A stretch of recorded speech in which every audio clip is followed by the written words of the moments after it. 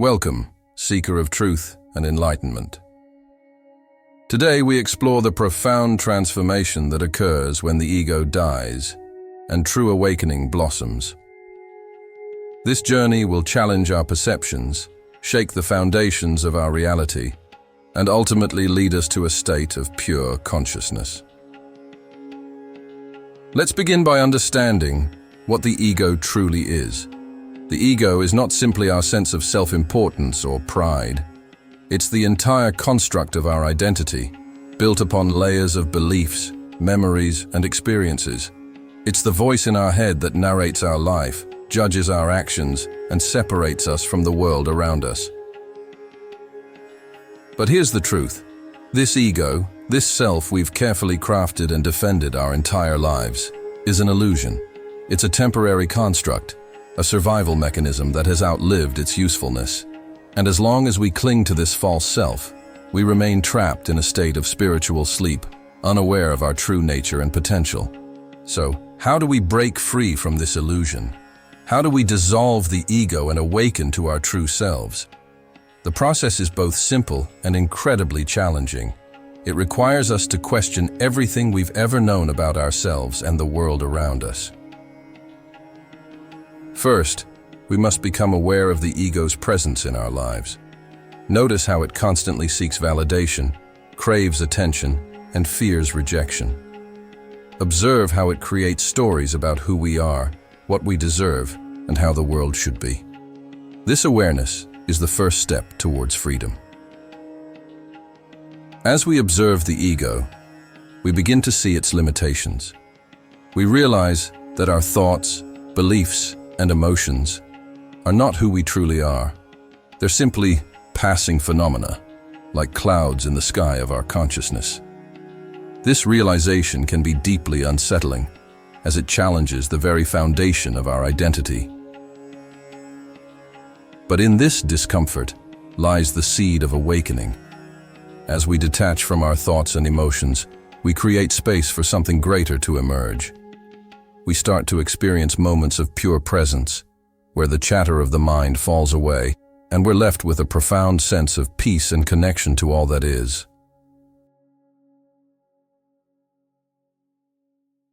Click subscribe to this channel to get more profound spiritual lesson. This state of presence is our true nature. It's the eternal, unchanging awareness that underlies all of existence. When we touch this space, even for a moment, we glimpse the truth of who we really are beyond the ego's illusions. But make no mistake, the ego doesn't give up easily. It will fight tooth and nail to maintain its grip on our consciousness. It will use fear, doubt, and resistance to pull us back into identification with our thoughts and emotions. This is where our practice truly begins. We must cultivate unwavering commitment to truth and self-inquiry. Every time we catch ourselves lost in thought or swept away by emotion, we have the opportunity to return to presence. We ask ourselves, who is thinking these thoughts? Who is feeling these emotions?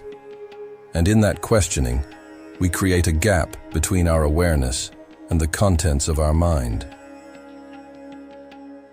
This practice of self-inquiry is not about finding answers. It's about dissolving the questioner itself. As we persistently turn our attention back to the source of our awareness, the ego begins to lose its power. We start to see through its games and illusions. One of the ego's most powerful tricks is to co-opt spiritual experiences for its own gain.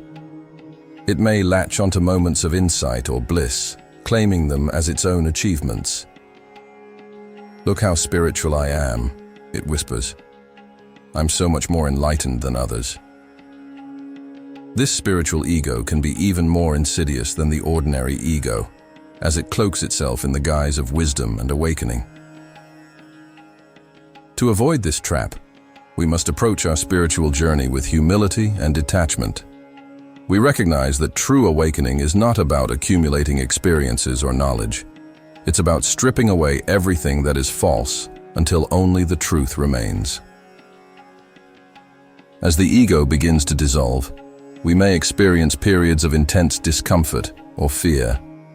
The structures we've relied on for safety and identity start to crumble, leaving us feeling exposed and vulnerable.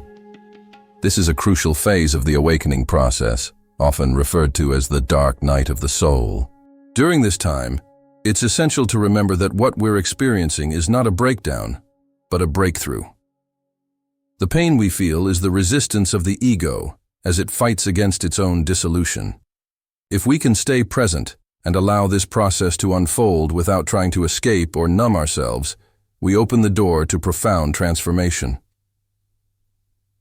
As we move through this challenging phase, we begin to experience moments of profound clarity and freedom. The boundaries between self and other start to blur, and we feel a deep sense of connection to all of life. Our actions become more spontaneous and aligned with the natural flow of existence. But even these experiences are not the end goal.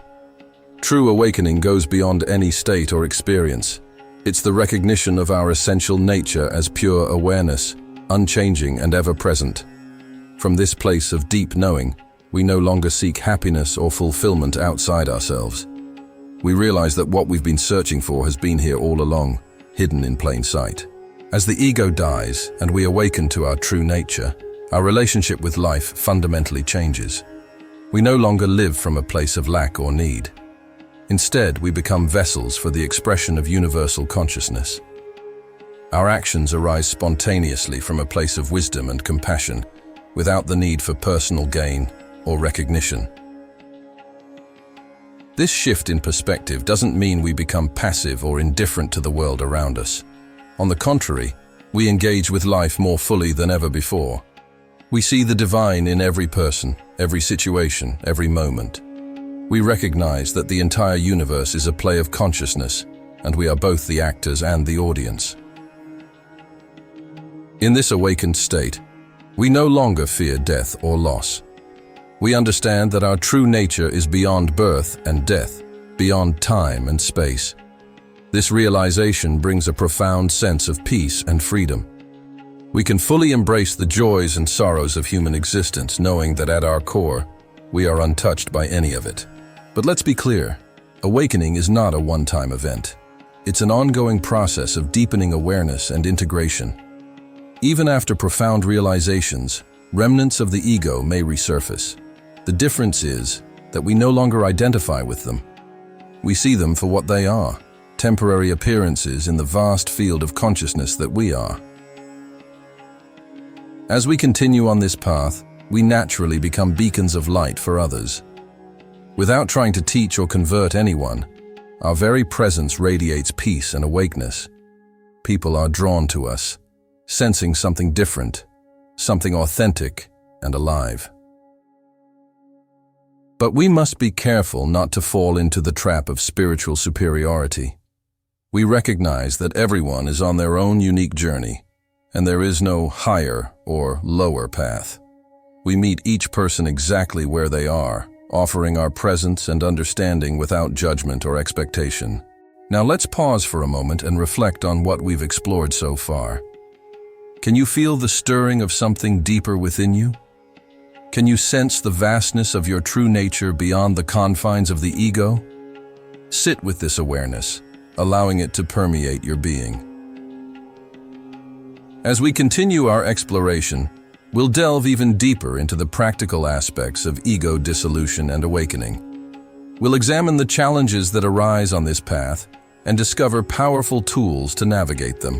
Remember, this journey is not about reaching a destination. It's about fully embracing the present moment and recognizing the truth of who you are, here and now. As we continue our exploration of ego death and awakening, let's dive deeper into the practical aspects of this transformation. We've understood the nature of the ego and glimpsed the freedom that lies beyond it. Now, we'll examine the challenges we face on this path and discover powerful tools to navigate them. One of the most significant obstacles we encounter is our attachment to our personal story. We've spent years, perhaps decades, crafting a narrative about who we are, what we've been through, and where we're going.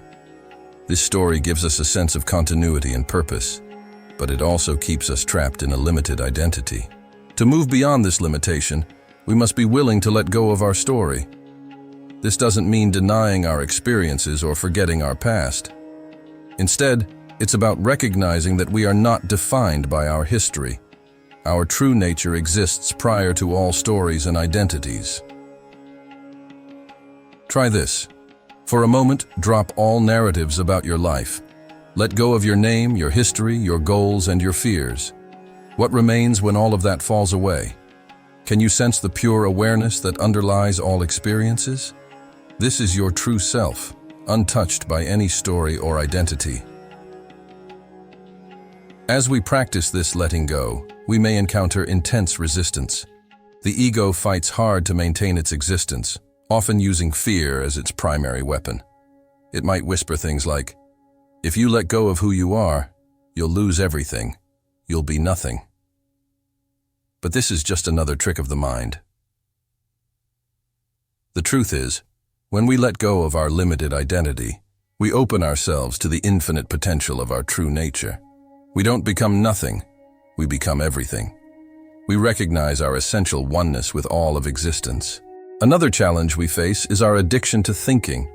Our minds are constantly churning out thoughts, and we've been conditioned to believe that this incessant mental activity is normal and necessary. But most of our thinking is repetitive, unnecessary, and often harmful. To break free from this addiction, we must learn to create gaps in our stream of thoughts. This doesn't mean forcefully suppressing our thoughts or trying to empty our minds. Instead, it's about shifting our attention to the space between thoughts. Here's a practice. Throughout your day, whenever you remember, take a moment to pause and notice the space between your thoughts. Don't try to prolong this space or hold on to it. Simply notice it, and then allow your attention to rest there for as long as it naturally does. As you do this regularly, you'll find that these gaps become more frequent and more prolonged. In these spaces of mental silence, we touch the realm of pure being. We experience ourselves as the awareness in which all thoughts and experiences arise. This is the beginning of true meditation, not a practice we do for 20 minutes a day, but a constant recognition of our true nature amidst all activities. As we deepen in this practice, we start to see through another illusion of the ego, the sense of separation. The ego maintains its existence by creating a sense of me versus other, inside versus outside. But as we awaken, we realize that these boundaries are mental constructs, not ultimate reality. We begin to experience life as a unified field of consciousness. The trees, the clouds, the people around us, we recognize them all as expressions of the same consciousness that we are. This doesn't mean we lose our ability to function in the world, or that we can't distinguish between different forms. It simply means we no longer see these forms as separate from ourselves. This realization brings about a profound shift in how we relate to the world. We no longer approach life from a place of lack or need. We don't seek love, approval, or fulfillment from others because we recognize that we are the source of all these things. Our actions become expressions of our innate fullness rather than attempts to fill a perceived void. But let's be clear, this shift doesn't happen overnight. It's a gradual process of awakening, with many ups and downs along the way. We may have profound experiences of unity and bliss, only to find ourselves back in ego identification the next day. This is normal and part of the process. The key is to not get attached to any particular state or experience. Even the most profound spiritual experiences are just that, experiences. They come and go, like everything else in the realm of phenomena. Our true nature is the unchanging awareness in which all experiences arise and subside. As we continue to abide in this awareness, we naturally become more aligned with the flow of life. We stop fighting against what is and start moving in harmony with the natural unfolding of existence. This doesn't mean we become passive or indifferent. On the contrary, we engage more fully with life, but without the friction caused by ego resistance. Our actions become more spontaneous and intuitive. We find ourselves responding to situations with wisdom and compassion, without the need for lengthy deliberation. It's as if life is living through us rather than us trying to control and direct life. This alignment with the flow of life brings about a profound sense of peace and contentment. We no longer feel the constant need to acquire, achieve, or become. We recognize that we are already complete and whole, lacking nothing. But this doesn't mean we stop growing or evolving. Paradoxically, when we let go of the need to improve ourselves, true growth happens naturally and effortlessly. We continue to learn, expand, and express our potential, but without the anxious striving of the ego. As we settle into this new way of being, we may find that our entire perception of reality shifts. The world appears more vivid, more alive. Colors seem brighter, sounds clearer. We perceive a depth and richness to life that we hadn't noticed before. This shift in perception isn't about seeing different things, but seeing things differently. We recognize the miraculous nature of everyday existence, the simple act of breathing, the play of light on leaves, the sound of rain, all become sources of wonder and delight. We also become more attuned to the interconnectedness of all things. We see how every action, every choice, ripples out to affect the entire web of life. This understanding naturally gives rise to a deep sense of responsibility and care for all beings. Our relationships transform as well. As we let go of our need for others to fulfill or complete us, we can meet them with true openness and acceptance. We no longer project our expectations or demands onto others.